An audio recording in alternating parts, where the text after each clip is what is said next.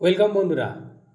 আপনারা উচ্চশিক্ষা পোর্টাল চালু হওয়ার পর অনেকেই এনি আদার গ্রাউন্ডে আবেদন করেছিলেন, কিন্তু আপনাদের বিভিন্ন কারণ দেখিয়ে ট্রান্সফারের ব্যাক করা হয়েছিল।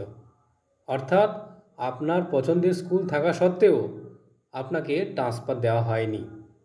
ঠিক এই একই কারণে আজ একটি গুরুত্বপূর্ণ রায় হাইকোর্ট দিয়েছে এবং সেই রায়ের বলে একজন ম্যাডাম তিনি তার পছন্দের স্কুলে ট্রান্সফার পেলেন।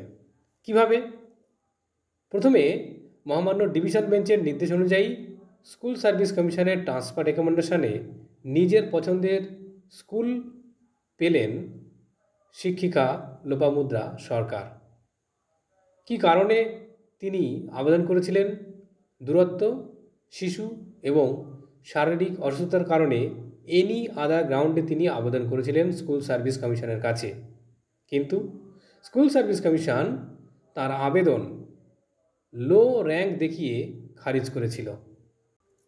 এরপর মহামান্য উচ্চ আদালতে আইনজীবী সওয়াল করেন, যদি লো র্যাঙ্ক এই কারণেই আবেদনকারীর আবেদন খারিজ হয়ে থাকে, তাহলে কেন সেই স্কুলে এখনও ভ্যাকান্সি পূরণ হলো না? আর যদি নাই হয়, তাহলে কেন স্পেশাল গ্রাউন্ডে আবেদনকারীকে গ্রাহ্য করা হবে না? এই মর্মে মহামান্য উচ্চ আদালত রিপোর্ট চেয়ে পাঠান এবং আদালতের নির্দেশে অবশেষে স্কুল সার্ভিস কমিশন আবেদনকারীর পছন্দের স্কুলে ট্রান্সফার অর্ডার ইস্যু করলেন। আর এই মামলাটি যিনি লড়েছেন তিনি হলেন আইনজীবী শুভ্রপ্রকাশ লাহিড়ী।